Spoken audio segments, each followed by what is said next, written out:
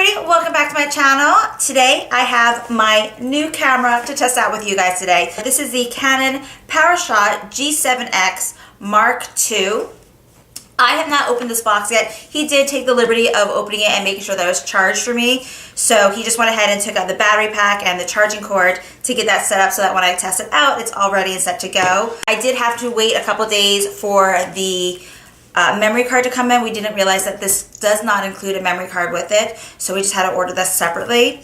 We got this from 6th Avenue Electronics. Great place to get any kind of electronics, whether it's lighting, cameras, microphones, all different kinds of things, because they have really great prices, very competitive, and they have pretty much anything you could be looking for. Just to let you know, what I'm using right now, what I've been using since I started this, is a Sony HandyCam HD camera. But let's go ahead and check this out. Okay. Ooh, it's heavy. The battery pack charger, the battery itself, and then there's two charging cords here. This is the one for being used here in the United States, and this is for an overseas type charger with the larger size prongs converter. So you can travel with this one if that's your jam. I don't really travel much. And then we have, this is a little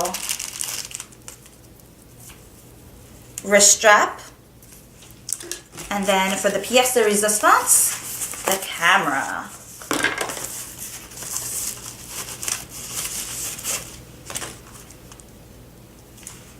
It's actually quite heavy.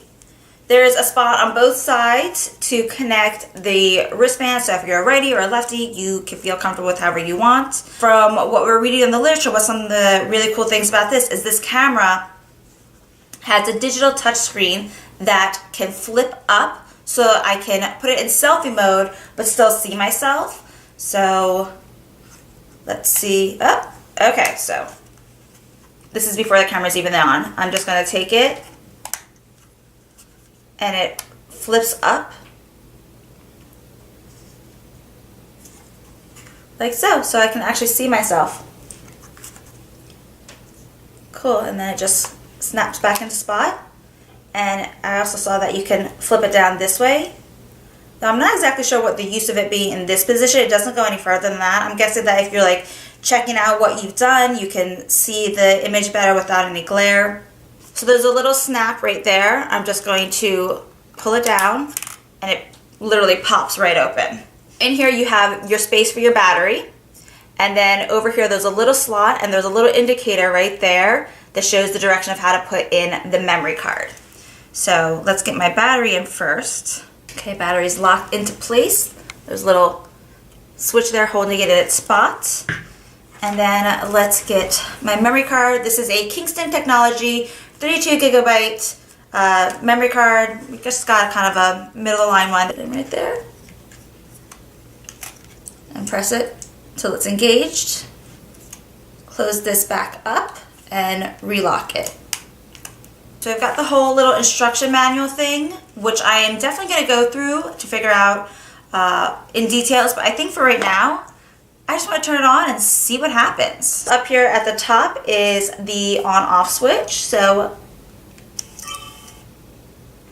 oh, cool. Okay, it's asking for me to enter in all this information, but there's also a little skip button, so I'm going to skip that for now. Just going to press skip. Oh, and it's right into a filming mode. I'm going to flip it up so you can see. Ta-da! Cool. Flip it back down. Before I start actually testing out this camera, there's the dial on here that gives you all the setting. There's auto, C, M, AV, TV, P, then a little A with a little film strip. And there's also the little camera, like video camera mode, which is what I'm going to have it set in to do film recording. There's also on the back here all the different settings, so you can do playback, enter your menu. This here is the start stop for recording for video. And then some more like for your flash, different types of, image quality stuff. I'm going to just quickly flip this up. Okay, and you can see there's my ring light right there, and I'm going to go ahead and press record and see if you can see what it says in the menu up here. Okay, and then this is the shutter button for when you're doing photos. I'll take a live photo during filming. Cool. And then to record or stop recording. So now it's recording, it counts down the seconds up here at the top. I'm not sure how much of this you can see, but I just pressed the record button right there. I'm going to go ahead and stop recording. Then I'm going to flip this down and we can go back. I'm going to go on here and I'm going to push the play button. And it takes me to what I just recorded and I can push play. Ta-da! So now it's recording, it counts down the seconds. I'm just going to push it again. And that's how the basic function. So that's what I'm going to do right now. I'm going to switch my cameras out and we're going to see just how much of a difference there is in the image and start playing, okay? Okay, so we are on the new camera. This here is the old camera that I was using, the Sony HD HandyCam. It was quick, simple, easy to use. This opens, flips.